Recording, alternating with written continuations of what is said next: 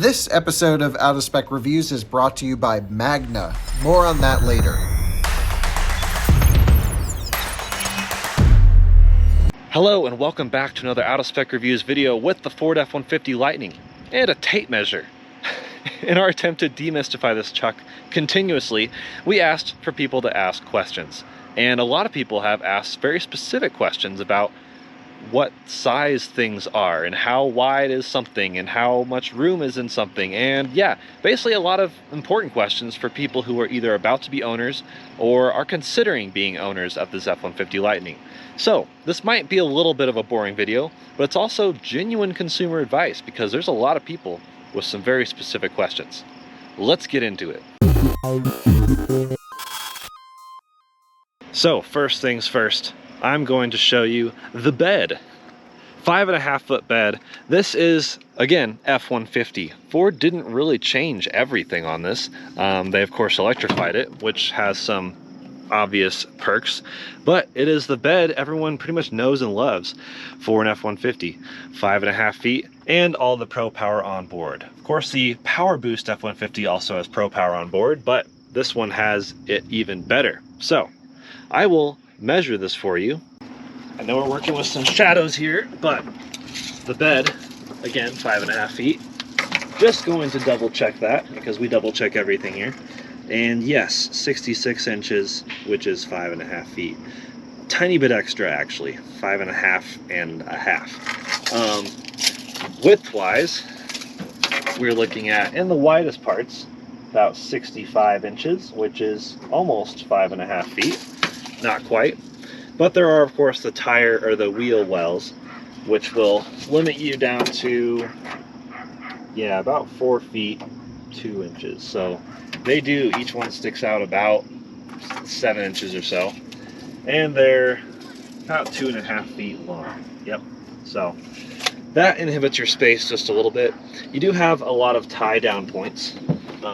Really rugged, like hard feeling tie down points, which is good. So you can tie up your gear, I don't know, do truck things, I guess. And the height of the bed is 21.5 inches from the base to the edge. Yeah, about 21. Play it safe.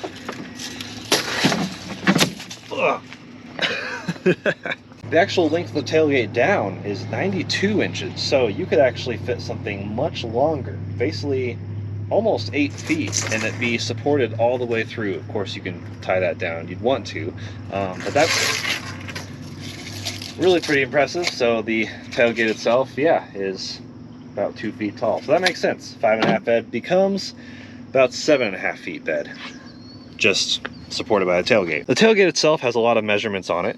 Inches, centimeters, little nooks and crannies for pencils, I guess, placing things. A tray here for a tape measure, or screws, I don't know, nails. A slot here. I guess you could prop a phone up on here, actually. It's a pretty good idea. And yeah, it's very utilitarian. Of course, the clamp things here, which is nice. And then this step that is not new to F-150 Lightning by any means, but is super convenient. Pull that sucker out, pull this out, and just climb on up. Excellent. There's a point of view for getting into the bed of the F-150. And very easy to put away. In fact, they even give you numbers saying, all right, 1 is that, so that's the first thing you do. And 2 is that, which you can do, wow, one-handed. Excellent. Same with this. And you're back in business. So that's the bed. Very, very usable bed. Nice Ford logo in the middle there. You wouldn't want to damage this glass, so keep an eye out for that. The bed camera, of course, sits up there. And yeah, love these Lightning badges. That's what gets people's attention. The Platinum that we have does have the power folding lift gate, which I don't know if is available on any other ones, but that's kind of a nice feature. Just takes a while. And within the truck, you can actually disable that if you want, so you can make it manual lift gate at all times. That is an option. And then here's your rear view camera. Reverse lights, you get this nice light bar all the way across. The American flag with the lightning bolt type thing. Yeah, otherwise standard F-150. lots of parking sensors. Let's take a look underneath here. Some people have actually asked what the ground clearance is for various things, because it's not that much. So, not even 9 inches, about 8.5 inches from just below the rear motor. There's a nice hard protective thing here, steel, so that's good. And then the actual rear shock over here, these are very beefy shocks, but this is about 7.5 inches from the ground. So that is your ground clearance limitation right here. Very solid steel like everywhere. Again, this is pre-production, but it appears to have a bit of maybe surface rust right here. So that's something to maybe consider. This is the nice independent rear suspension, or as Zach likes to say, rear IFS. But yeah, that's kind of the underbody look. Oh, nice spare tire there, which we had to use. The high voltage cables up there. Yeah, pretty basic. The battery pack is further up in there, kind of in the more middle of the truck. So this seems to be the lowest point underneath the truck, and that could be your issue for any sort of ground clearance. That's something to keep in mind. This episode is proudly brought to you by Magna. Magna is a mobility technology company that is super unique because they touch every aspect of almost every car in the market, especially a lot of electric vehicles, and they even can produce vehicles from the ground up. Now, you may remember I shot a series just recently testing some of their new electric vehicle powertrains, so stay tuned for a lot of Magna content to come. We're going to be going in depth with some really interesting topics with these guys, and Out of Spec wants to thank Magna for sponsoring this review and tons of other videos to come right here on Out of Spec. We look forward to working with Magna to define and find out what the future of mobility looks like. Around the side, you have this nice step, which sticks up. It's about 14 inches off the ground. Really nice, sturdy, solid step all the way across, front and rear. And then these wheels are, I really like them actually. I don't know, let me know what you guys think in the comments. 22 inches with scallops, as they call them, painted black to offset the silver. And then the front of the truck, the huge grille, which is fake, blacked out, of course. Plastic. It's not the nicest looking thing, if you ask me. I, again, don't love this material either. I mean, it works. It does make you realize instantly this is a Lightning, but it's also subdued enough that you aren't caught off guard. It's just a F-150 shape with some Lightning things. So let's actually open the frunk, which greets you with lots of beeps. And here is the Mega Power frunk in all of its glory. Carry-on suitcase for scale. It's huge. You could fit a lot of these in here. I'd say, let's see, yeah, they'll fit like this. You could probably fit 4 of those, maybe 3 for sure. Or probably a full-size suitcase, like a full checked bag. Take that out of here. Let me get some measurements for you of the frunk. So it is not a regular shape. It is very irregular, but at the bottom, at the widest point, 44 inches. At the top, at the widest point, 50 inches. And then the length up to 28 inches, but it does dwindle down to about 20 inches, although I guess 27 inches. Like, it's hard to tell what actually closes in with the frunk itself. And then depth is safely 16 inches for sure, pretty much all the way across the board. Ford did manufacture this with the intent specifically for golf clubs. So you can see there's actually golf club logos right there, which is cool. 2 sets of golf clubs. So just like the C8 Corvette, they designed this with 2 sets of golf clubs in mind, which, hot take, I think destroyed the looks of the C8 Corvette. But for the F-150 Lightning, super convenient. You have lockable storage on the exterior of the car, which is, yeah, that's pretty revolutionary as far as the perk of a frunk for a pickup truck, because otherwise you have to rely on a bed cover or some other lockable storage. Of course you have the cab itself, but this is a very nifty feature. Nice sturdy hooks here, and this net can be tied down a few different places. You can put things in the net or keep things behind the net. Hooks all around. These hooks don't feel that sturdy, actually. I think they will break at some point, but these feel extremely, and those are metal. Light controls right there to turn those off and on, and the emergency escape hatch, very important in case a kid gets locked in here of some sort, and your 2.4 kilowatts max power of the front. So 4 NEMA, I think 820s is what those are, 20 amp outlets, USB-A, USB-C, and a green button to enable / disable this panel.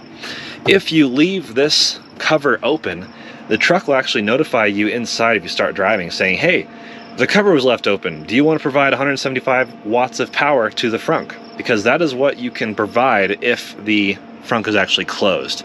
If open, then you can do the 2.5 kilowatts max power. So that's interesting. Not sure if it's because of cooling or something. It's hard to say.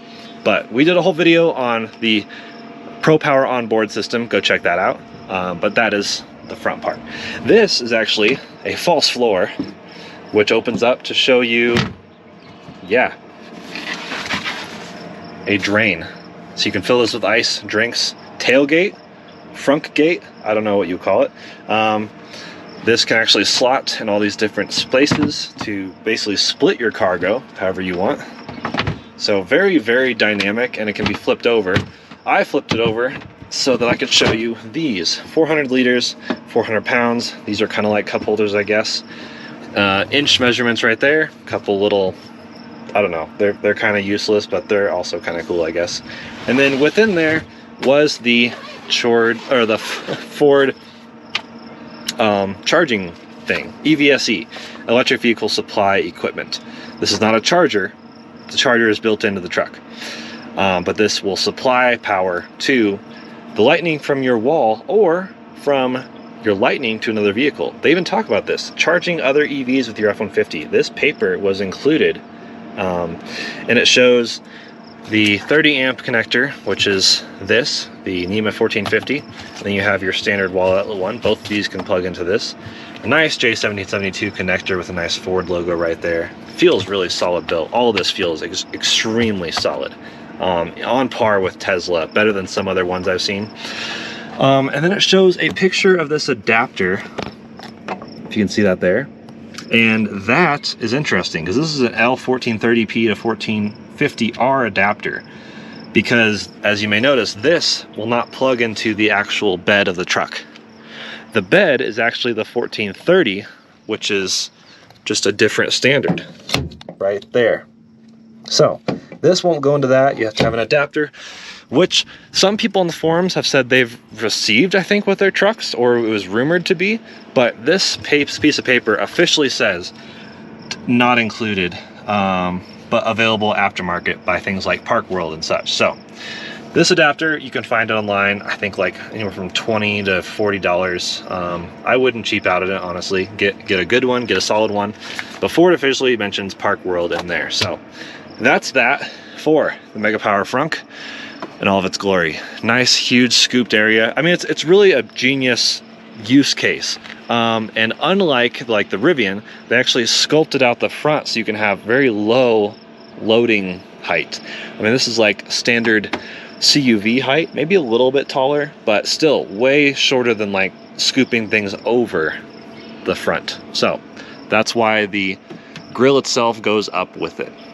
So enough of that. Let's go check out, oh, I'll measure this really quick. Someone else asked about like the clearance of the front. That is, I guess, about 10 inches at its lowest point. 10 or 11 inches. That's that plastic front part in front of the wheels. Closing this, lots of beeps. Let's go. And then what happens if you stop it? Ugh. God, that took so much effort. That would like literally hurt someone, I think. So that's what happens if it gets caught on something or someone. So let that close, bring my suitcase to the rear of the truck. Check this out. Check out all this room. So I actually have this seat folded up. I'll fold this back down just so I can show you. There it is, your nice rear seats, rear occupants area for the F-150. A lot of legroom. I mean, let me just show you this suitcase in front of the seat. Still plenty of room. And this seat is set for me as a driver, so 6 foot exactly. And if I jump in, I mean, good grief, I could have someone stand in front of me. I am genuinely very comfortable. Lots of headroom, even with the hat, even leaning all the way back. There's really not much, no reclining on these seats. That's maybe a slight disappointment for some people, but genuinely a very nice place to be. The moment you close the doors, it's like, yeah, it's quiet, it's good.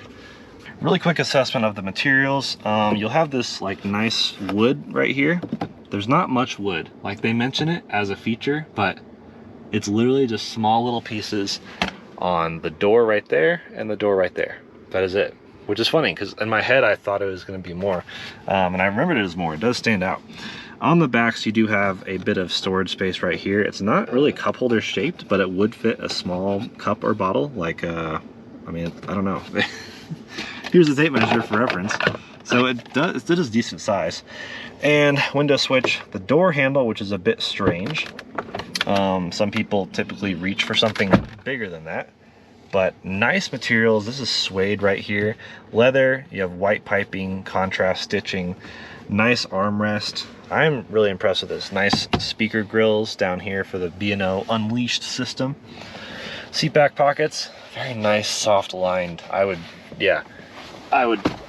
totally trust keeping this in there, and I know it won't get scratched. Yeah, again, ample headroom, something to hook things to or hang things from, nice bright lights, and the panoramic sunroof is just a great feature. I love having bright visibility, like taking this on a canyon road. As a rear occupant, I'd be totally happy with that. Wow, you could just keep luggage back here in between rear passengers and have no issues. I will slide to the middle seat where I am just as comfortable, almost. I mean, it's not quite as nice, but I personally have sat in the middle seat of an F-150, not this one, but a very similar one, for hours and hours. The rear middle seat, totally fine. So, if that says anything. Down here, heated seats, 2 levels, not 3 like the front. The front has 3 levels of heated seats and cooled seats. In the back, no cooled seats, even though they look perforated. Slightly disappointing. USB-C, USB-A, and a power outlet in the back. So these outlets are actually shared with the frunk outlets, as far as the Pro Power Onboard section. So 2.4 kilowatts split between the cab and the front. Again, check out that video for in-depth stuff. Cigarette lighter there. Nice rear vents. They really do seem to be very effective. Nice materials here. Everything feels solid. I mean, this is $94,000 roughly, so it's a bit of a price, but this feels just solid. I mean, everyone who already knows nice F-150s, this is what you can expect. I'll climb back out here to show you the storage capabilities beyond just sitting. There is room to like keep things underneath the rear seats, which is great, but this can be pulled up with this strap that'll undo it, and then this just sits up, and then you have this like cavernous area. I mean, that's pretty wild. I'll go do the other side now, because once both sides are up,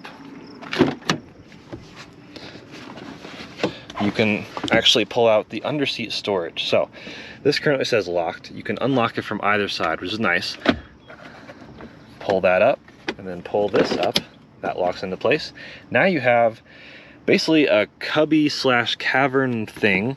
Oh, this is, how do I do that?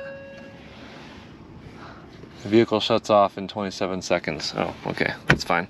Oh, this opens here, and now it's nice. So, yeah, you have separate storage back here, and this is a way to like keep things from sliding around, I guess. And what's cool is you can have this, you know, up or down, and you can access it from one side or the other. So if you have some occupants that want to sit, like one sit, two upright for more storage, that's fine. Or the other way around, where two are sitting and then you have one upright for a bit more storage here. That's fine. That was an audience question, asking if the seats could go up or down separately. You can also go down this way, which is interesting. So that does that, and that's where the jack and stuff are to jack up the truck in a hurry. So that's cool. Really like that implementation. Again, it's interior storage creativity. I'll take it. The measurements for the back space. So 36 inches from that seat edge, and it's about anywhere from 8 to 5 inches depending on where deep, and then the length is 10 inches. And then when this is actually folded in, this can extend all the way to be, wow, almost, yeah, 4 feet 4 inches wide on the interior. So not sure what's 4 feet 4 inches, maybe skis. I'm not sure how wide skis are. I'm not a skier, but that's something to mention. And then the actual length of the rear area is about 30 inches roughly, depending on where you're at with the front seats. I guess that's what the seat folded up. Seat folded down, yeah, about 30 inches. And then the height from the moonroof to the floor is 50 inches. That's pretty impressive. And then the lowest point of the roof to the floor is still 45 inches. And if you were to remove the back seats entirely, you could have something up to 40 inches long, which is really impressive. So a lot of great space back here. Jumping up front,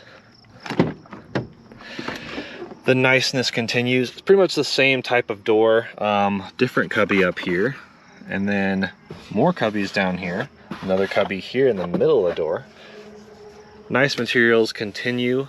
Glove box, good glove box. I just measured this, 18 inches wide.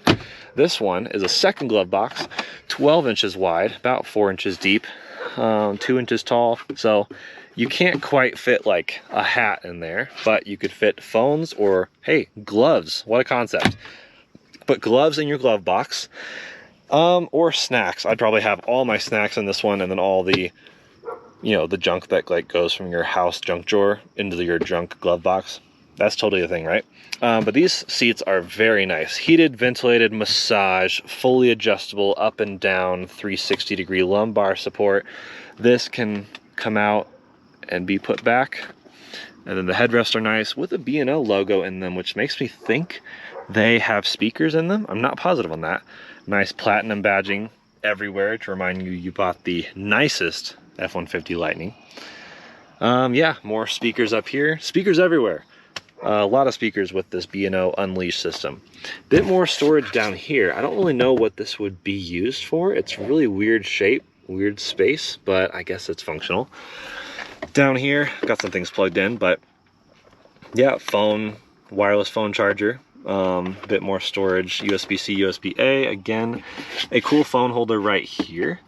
And let's see, yeah, cup holders, lockable thing right there, so you can actually open this up.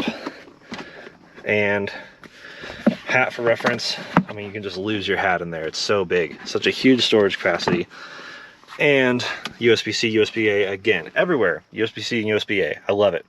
I think that's 3 different sections in the interior, so 6 ports total in the interior, and then of course the 2 in the frunk, so that's pretty awesome. I don't think there are any ports in the glove box. That's the only slight disappointment. I think that would have been a cool little addition, but not here. Anyways, yeah, this tray can be taken out or moved around. Soft touch bottom, coin slots, credit card slots, I think is what that is. So that's useful. And then this, of course, everyone's favorite trick. Folding down this takes a bit, sounds very grindy, but this can fold down, boom. Working desk, which I've used many times having this truck actually. A couple more cup holders back here. I've shoved all my gear in, don't mind that. And the giant screen that everyone either loves or hates. I actually love it. I think it works very well in the F-150. Feels a bit big and gaudy in the Mach-E, if you ask me. Still works, but F-150 just seems proper. I mean, it just has a presence. Not like the small screen, small, is actually small. It's still a really good size, like 12 something inches, but 15.5 inch screen, proper. This thing is fine, but when you go to use it, I feel like it doesn't always have the right number of clicks to do what you're actually doing, which I think is maybe a side effect of it actually folding. Again, though, this is pre-production, so that has to be pointed out. Same type of door pretty much, although a couple extra options. You have the mirror controls, of course, and 3 levels of seat memory, which is fantastic. So 3 different drivers can save their actual driving seat position. Nice platinum badging there too. Platinum on the rugs, platinum everywhere. I mean, you get in and it's what, 1, 2, 3, 4 platinum badges in your face. All right, again, it is a bit warm, so I'm going to start it up, get the AC going. You're met with built Ford tough. Animations on every screen happening everywhere. Yeah, and then the driver display. We've had some people ask about the driver display itself. So first I'll answer a question. Someone asked if you can see the state of charge while driving, and the answer is yes, technically, but not how I would want. In the ideal world, you would be able to put the state of charge and the range in miles, you know, on the screen itself. But the only way to currently do that is to go to calm screen. That will make everything disappear except for state of charge pops up right there, which is great. So you have speedometer, range, state of charge, and assisted driving display. That's it, which is fine. I actually have been using the calm screen for that reason. But otherwise, you're met with this bigger gauge cluster, which you can adjust things in the middle, like your trip, recent trips, tire pressures, seat belts, pitch and roll, which is nice. Power distribution, front and rear motors, so power and regen on each motor, and then your My View, of course. And the driver assistance, this is equipped with Blue Cruise, so this is reading my eyes to make sure I'm on the road, because it is hands-free on certain pre-mapped highways. Slightly disappointing. But with the main screen, there's not a whole lot of configuration to actually do. By the way, I'm doing all this with the steering wheel. But this is your range, essentially. So this half circle, it replaces that state of charge readout. It's just kind of a half circle of, like, you know, 0 to 100. And then your range in the middle, and then the left side is power meter, regen meter, and then this little symbol means one pedal driving is on. Up here is battery temperature and motor temperature, which is cool. I love it that it tells you that, with the speedometer, of course, on the right. So, that's a lot to say. Trailer brake controller here, trailer like steering assist thing there. That's all normal F-150 stuff. And the giant screen. Just a couple buttons below it, so max defrost. Love that there's a button dedicated for that. And trash control off, very important button. And then the magical floating wheel that everyone either loves or hates. I think it feels really cheap, but I actually like the implementation, and I love that there's still a volume knob. The people removing volume knobs from screens are the bane of my existence. Yeah, Apple CarPlay takes up this area of the screen. It's not my favorite implementation. I wish it would be like more of the screen, or I don't know. It doesn't look that great to me. Android Auto is the same way. Yeah, couple quick options. Oh, lane change. You can play a game on this. So you're driving a Mach-E, avoiding Broncos, Ford GTs, Mustangs, other pickup trucks, which are probably Lightnings, I don't know. But yeah, you can play games on here. Who knew? We have a whole separate video, by the way, on going through every single thing on the screen. I just wanted to point out a couple things. So go check that out. Me and Kyle did that on an F-150 Lightning on display at the Chicago Auto Show, where we went through every possible setting. But there's a lot in here. It takes a little bit of getting used to. It's a fairly good screen, fairly snappy, but I say fairly, maybe bolded or all caps, because it sometimes gets very glitchy. Especially when I'm like doing something up here and then I'll jump down the climate control. It takes a second to like do things and register it. But you know, it works. And the seat buttons. So I guess I'll mention that. I wish there were dedicated buttons to do seat heating and cooling. Instead, you have to click on the seat and then slide this up or down for cool or warm, which is cool. It works. But wow, those are really noisy fans. I didn't realize that. For the seats themselves. Yeah, and then I wish there was a one button for the seat massage. Instead, you have to go into settings. You have to click the truck up here, go to controls, go down all the way down to seat settings, and then there's your massage on and off for driver and passenger. So not my favorite implementation. I wish there was a few easier ways to get to that. Otherwise, the charge screen is another way to see your state of charge. You could do that while driving, but it's just a lot of touches to find your actual state of charge. Wish that was different. Of course, they could add that and address it in a software update. So otherwise, pretty standard stuff in here. One other complaint I wish was the fan. If you could just turn the fan off and on immediately. Instead, you have to hit fan and then off. That is a very minor nitpick, I get it, but I love that they have auto climate control in 3 levels. That's fantastic. High, medium, and low. Yeah, I mean, it's a good system. I'm getting used to it, I'll say. But yeah, what do you guys think of this new UI for Ford? Sync 4, I think it is, or I don't know what they call it, but yeah, let us know what you think of the new Mach-E and Lightning screen. It's big, it is portrait oriented. A lot of people gave Tesla crap for that. And then Tesla went landscape, and now Ford's going portrait. So I don't know. I don't know what the right way is. Portrait, landscape. Let me know in the comments what team you are. The actual measurements for in here, by the way, if I can open that, are, wow, about almost a foot deep. Not quite. 10 inches deep, and then yeah, safely 10 inches wide, and over a foot long. That is a huge area. That is like a cubic foot of storage space right in there. That's fantastic. And the phone can fit right here. It'll wobble around. You can put it there and it'll charge, but wireless charging tends to overheat phones. Not sure if you knew that, but that's your fun fact.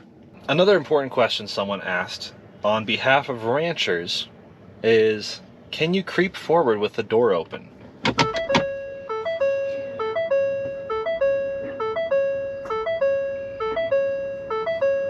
Transmission not in park, okay. Driver door ajar, okay. Release the brake. Yes, you can. Door is wide open and I'm creeping forward. Park brake, use switch to release. So it defaults by throwing the parking brake on. So there's a lot of safety measures into that, but that was another question we got that I think was really important to address early on, because that's literally can determine someone's buying decision. Some ranchers need to just, leave the door open while you're creeping along, I guess. I don't know, it's cool. And another question involving the frunk is, could you possibly open it with a bull bar or like a really aggressive bumper added on? So I have the key here. I'm going to open the frunk and we'll see how much it extends into a pretend a bumper's there.